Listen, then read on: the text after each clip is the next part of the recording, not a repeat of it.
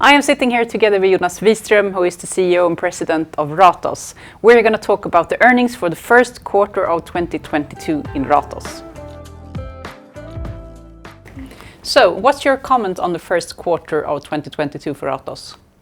It's a great quarter, Josephine. I mean, sales are up 40%, EBITDA is up 44%, and then this in a world that just came out from the pandemic into a war, an invasion of Ukraine, with all the consequences that had mainly, of course, suffering for the people being there, but also for Ratos. So it was a very strong quarter.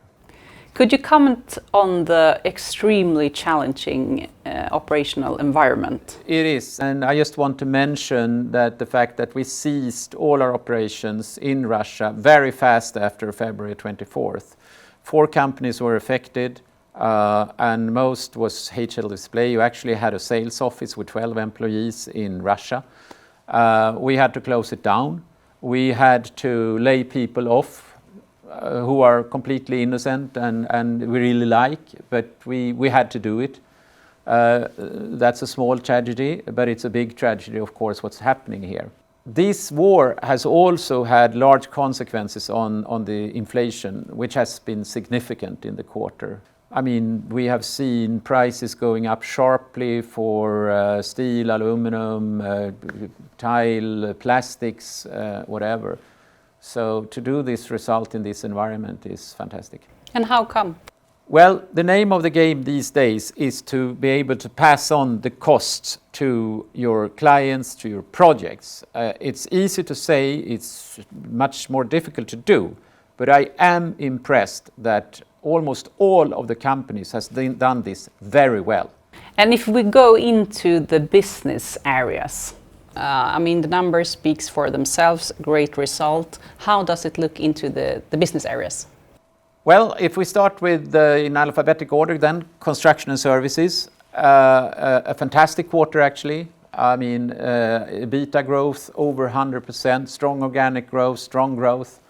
And again, coming back to the environment they're acting in, you know, I know that rolled steel, which to a large extent is produced in Ukraine, something like 70%, is up 50% in price. Ventilation systems 30% up, and so on. And to do this kind of results in a quarter like this is fantastic. Able had probably its best quarter ever, and all the companies actually had great results. So very happy with that. Yeah, and there is a new company coming into construction and service also. It is. We hope to welcome them this week or next week, and it's NVBS, which we signed during the first quarter. A great company.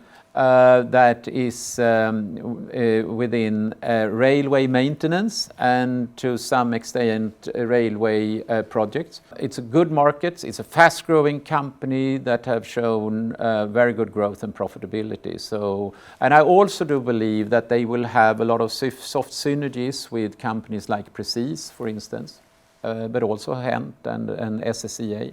It's going to be really exciting. Very much so. Moving on to the next business area then. Consumer, right?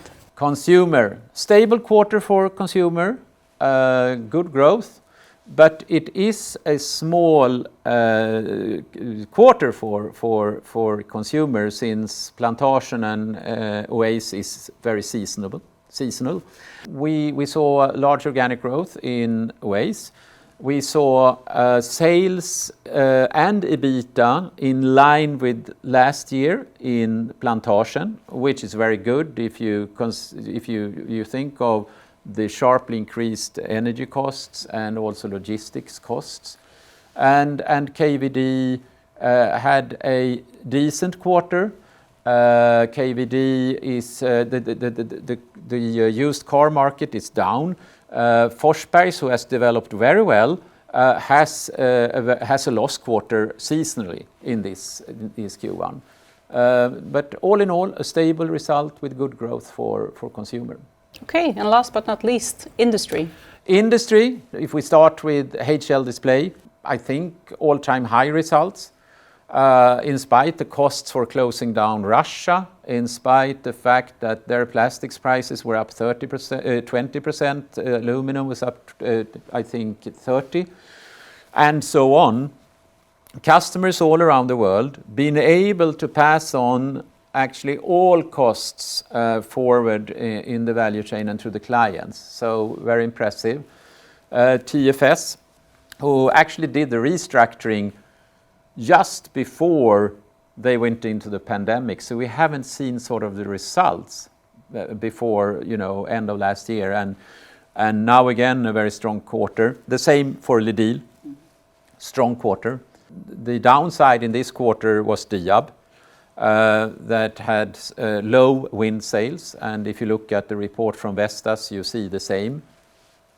Diab has also had difficulties to sort of pass on the increased energy costs, increased material costs to their clients.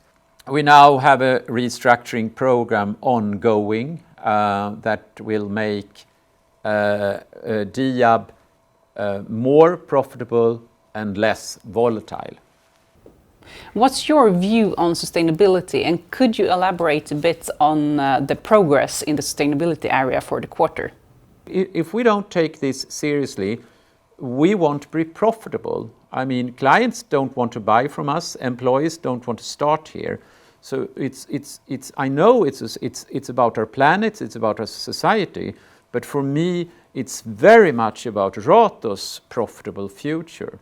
So it's good to see that. And then again, with the new regulations in the European Union, we are forced to spend more time on it. I'm not sure I love everything of that sort of bureaucracy, but we have to play that game. And I'm very happy to see all these good examples from reality.